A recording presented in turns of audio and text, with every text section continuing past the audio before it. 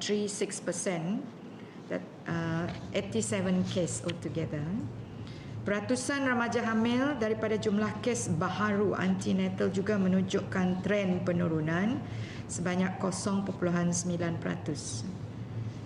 So antara 2021 dan 2022. She further revealed that out of the figures, 55.1% involves children born out of wedlock, with 96.1% of pregnant teenage girls were school dropouts.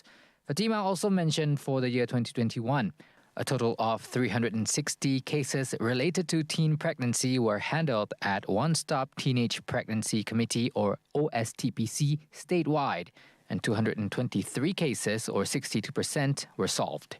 At the same time, Fatima expressed her gratitude to OSTPC at the divisional and district levels for helping to solve teen pregnancy issues in the state.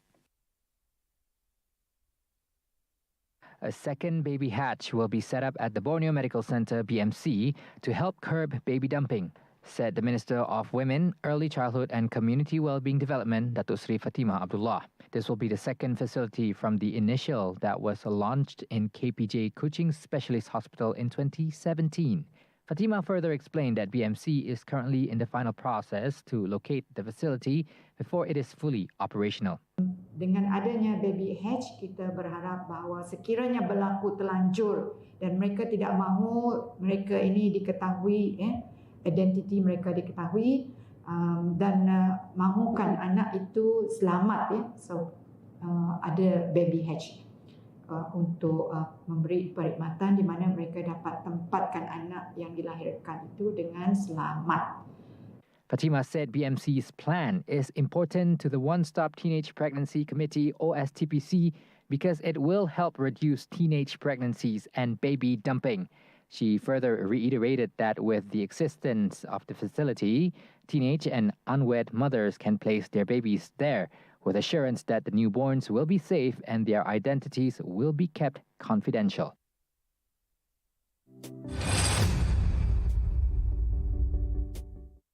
Sarawak Multimedia Authority SMA has implemented 154 initiatives to support efforts toward digitalizing Sarawak. Its General Manager, Dr. Zaidi Razak, said of the total initiatives, 64 were developed entirely by the authority, while the rest were implemented in collaboration with various government and private agencies in Sarawak.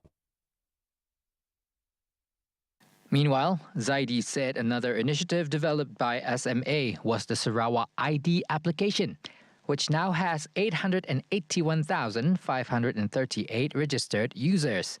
Adding further, he said that the Sarawak government and private sector offer many services through Sarawak ID. On other infrastructure developed by SMA, Zaidi said another digital innovation hub, DIH, has been established and is operating in the Kapit area. Therefore, he hopes that the young people would take the opportunity to get involved with the digital services provided by SMA through the various initiatives. Technology has contributed immensely in enabling Deloitte Malaysia to achieving significant success in providing education to the underdeserved and underprivileged children across Malaysia. Deloitte Kids EDU program involves primary school children from 6 locations, namely Kuala Lumpur, Selangor, Penang, Johor, Negeri Sembilan, and Sarawak. Its Chief Executive Officer, Yi Wing Pang, said with the extensive nationwide outreach of the program, it comes with an extensive technology enablement. Hence, Deloitte Malaysia, together with other agencies, work hand in hand in providing technology hardware, such as refurbished laptops, to the students. Deloitte is really committed to make an impact to the B40 communities in the country. The extensive nationwide outreach of this program requires technology enablement. In this respect, we are very thankful that YTL Foundation, which provide Yes 4G data plan to all the Kids Edu students on a complimentary basis. And apart from the data plan, we also provide students with the hardware, technology hardware.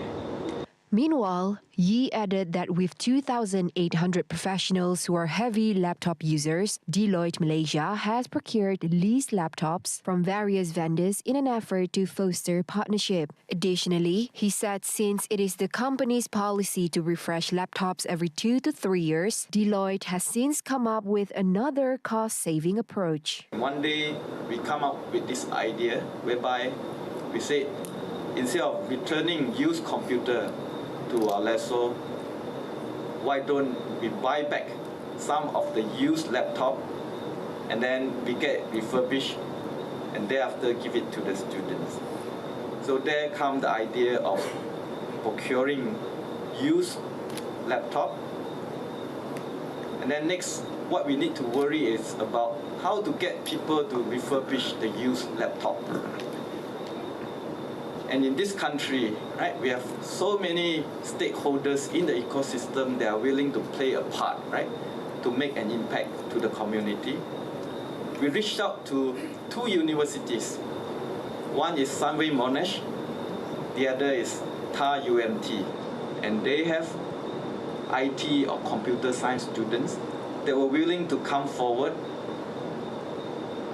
took home the used computers or laptops that we gave to them, and they used their own money to buy some spare parts and fit it into the used computer.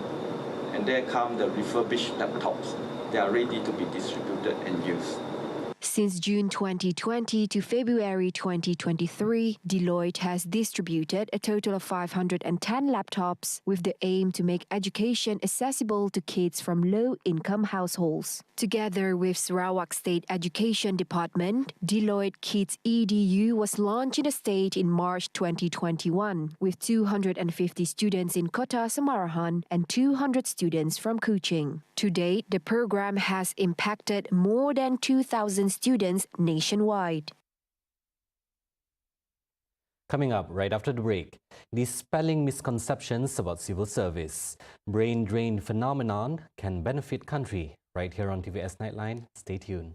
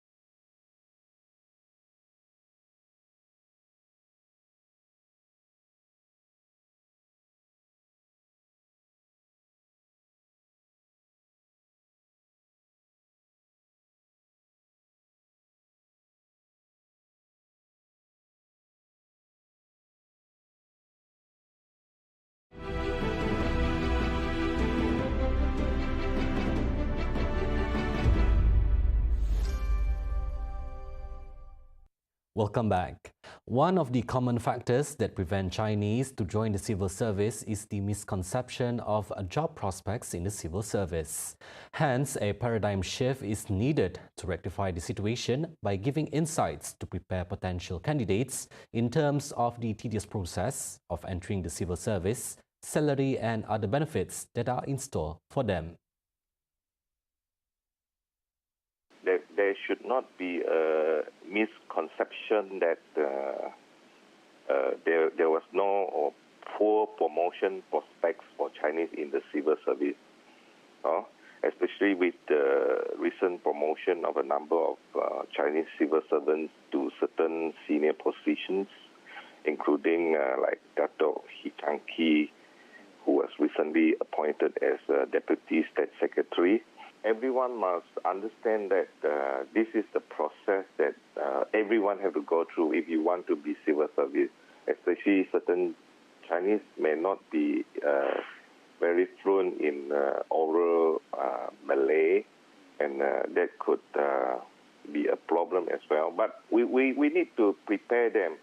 And as I said, the roadshow and the campaign, we could create awareness and even let them know what is the process that they need to go through in order to become a civil servant. Chai calls for the scrutinizing of salary for junior positions that is deemed too low, especially when globally economic challenges are apparent. However, he added it is important to have a representative from the Chinese community from the top to the bottom of the civil service system. I don't want to see that on the Chinese are only interested in the senior position, because we need to have a balance of different ethnic groups to join the civil service, not only in senior position, in across the board, hopefully from bottom to top, there are good mix or good balance of people from different ethnic groups to reflect the demographic of Sarawak. I think in the long run, it will help to nurture and preserve our harmony and unity, which is something that we have been very proud of. Meanwhile, for Kon Shin Yong, the principal of Changhua Middle School No. 4, the percentage of quota for the Chinese to be in the civil service may also be a hindering factor. In this time or in this season, the recruitment of the staff might be certain percentage allocated to the Chinese. So when Chinese apply, maybe only because of the percentage, only I don't know how many percent now. So if there's a lot of Chinese apply, but only due to the percent of the recruit, so it less. Maybe I think this is one of the reasons, one of the factors. Even so, Kon expressed gratitude to the Premier for encouraging more Chinese to be part of the civil service while suggesting more opportunities in the civil service. The new government, Sarawak, is actually encourage more Chinese in the government service.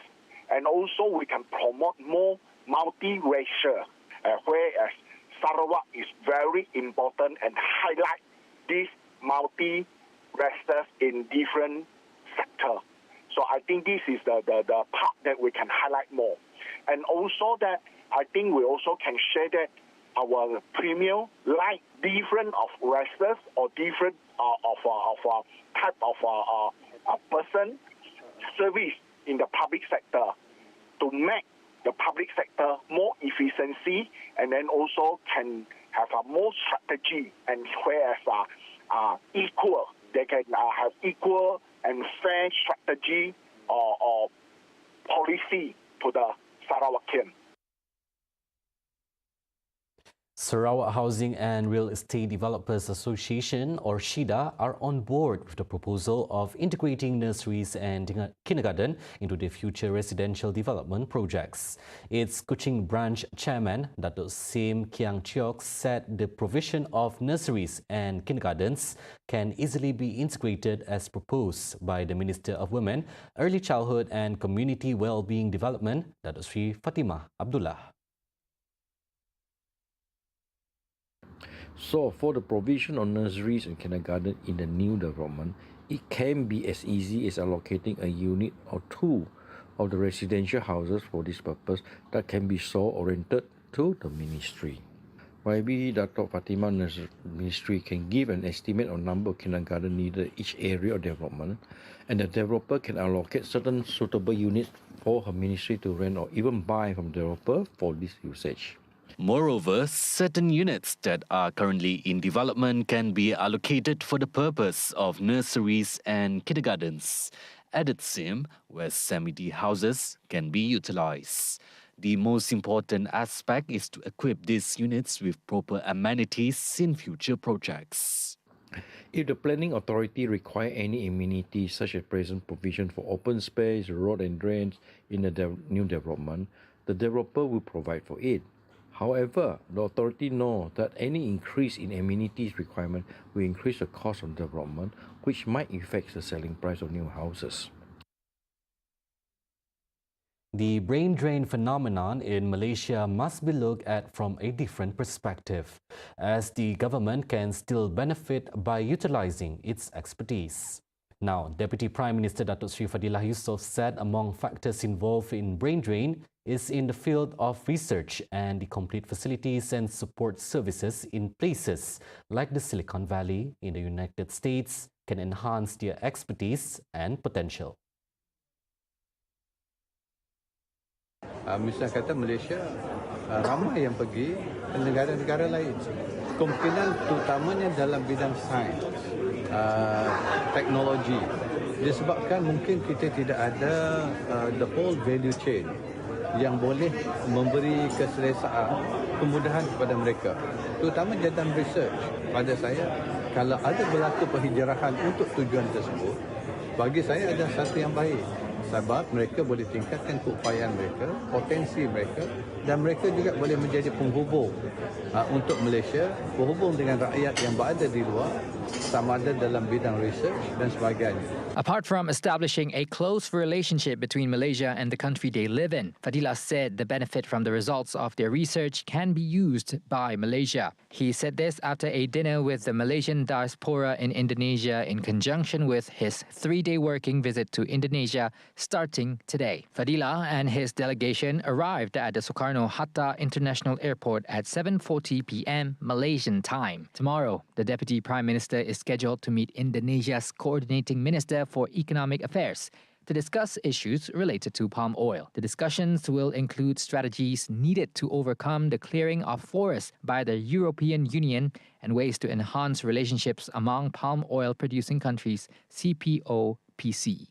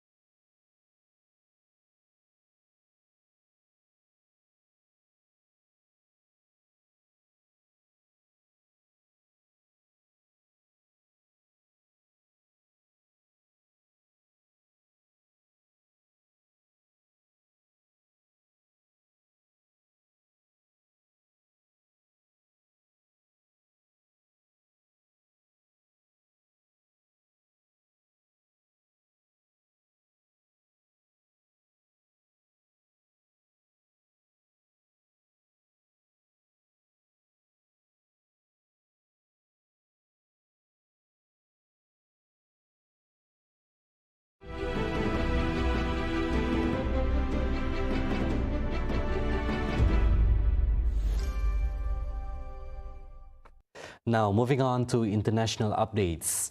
Following Monday's deadly earthquake in Turkey and Syria that left thousands dead, Malaysia has decided to send two canine dogs, Denti and Frankie, who will take part in the search and rescue SAR mission to find and save victims still trapped in the rubble. According to the department's Tactical Operations Rescue Team of Malaysia, or STORM, Chief Commander Ismail Abdul Ghani, the canine dogs are part of the second group of rescuers, which also includes 30 members of the Civil Defence Force APM and 20 members of the Special Malaysia Disaster Assistance and Rescue Team SMART. Daripada bomba seramai 30 orang disertai oleh dua orang anggota K9 yang mana bersama kami juga akan diikuti oleh 2 ekor anjing cadaver yang itu untuk tugas untuk mencari dan menyelamat. Kepakaran anjing ini adalah untuk mencari dan menyelamat. Anjing yang sama digunakan di Batang Gali dan kita bawa anjing ini ke Turki pula untuk usaha mencari dan menyelamat mangsa di sana. He further revealed that these tracker dogs previously assisted in a rescue mission during the Batang Kali landslide last December that trapped 92 people and resulted in 31 deaths. Meanwhile, Minister in the Prime Minister's Department for Sabah, Sarawak Affairs and Special Duties, Dato' Armizan Muhammad Ali, said the canines were included in the mission to ensure the Malaysian rescue team can carry out SAR operations more effectively. On the first rescue team that has arrived, Armizan said the team is now facing several obstacles, namely the extreme weather at ground zero, logistics and transport coordination, as well as geopolitical security factors. The death toll from earthquakes that struck Turkey and Syria this week passed 15,000 today. This comes amidst anger from those left destitute and frustrated over the slow arrival of rescue teams. Across a swathe of southern Turkey, people sought temporary shelter and food in freezing water weather. They waited in anguish by piles of rubble where family and friends might still lie buried. Turkey's Disaster Management Authority said the confirmed death toll in Turkey rose to 12,391 by Thursday morning, up to more than 30% on Wednesday toll. Rescuers were still finding some people alive. But many Turks have complained of a lack of equipment, expertise and support to rescue those trapped, sometimes even as they could hear cries for help. There were similar scenes and complaints in neighboring Syria, whose north was hard hit by Monday's huge quake and where the death toll had climbed to at least 2,950 by Wednesday. Syria's ambassador to the United Nations admitted the government had a lack of capabilities and lack of equipment. He blamed more than a decade of civil war in his country and Western sanctions. The death toll from both countries was expected to rise as hundreds of collapsed buildings in many cities have become tombs for people who had been asleep when the quake hit. Turkish officials say some 13.5 million people were affected in an area spanning roughly 450 kilometers from Adana in the west to Diyarbakir in the east. In Syria, people were killed as far south as Hama, 250 kilometers from the epicenter. Malaysia deployed a second team to Turkey to aid in search and rescue efforts following the devastating quake earlier this week. Earlier, Malaysia sent a 70-member SAR team on Monday night, including a medical team from the Royal Medical Corps and the Fire and Rescue Department's K9 unit. Kerana hubungan baik di antara kedua-dua negara iaitu Malaysia dan juga Turki, mereka memohon bantuan tambahan dan Kabinet pagi tadi telah meluluskan untuk kita menghantar segera pasukan kedua yang bergerak serta-merta pada malam ini, juga melibatkan 70 ahli ataupun anggota pasukan SAR yang highly skilled dalam operasi mencari dan menyelamat. Turkey's ambassador to Malaysia, Emir Salim Yüksel expressed his gratitude for the fast response by the Malaysian government in helping Turkey in time of need. I'd like to once again thank you for I would like to thank to the government of Malaysia, to the people of Malaysia for the solidarity and the friendship that they are showing to us in this difficult time in Turkey. With the help of our brothers and of course Malaysia, inshallah we will overcome this problem as soon as possible.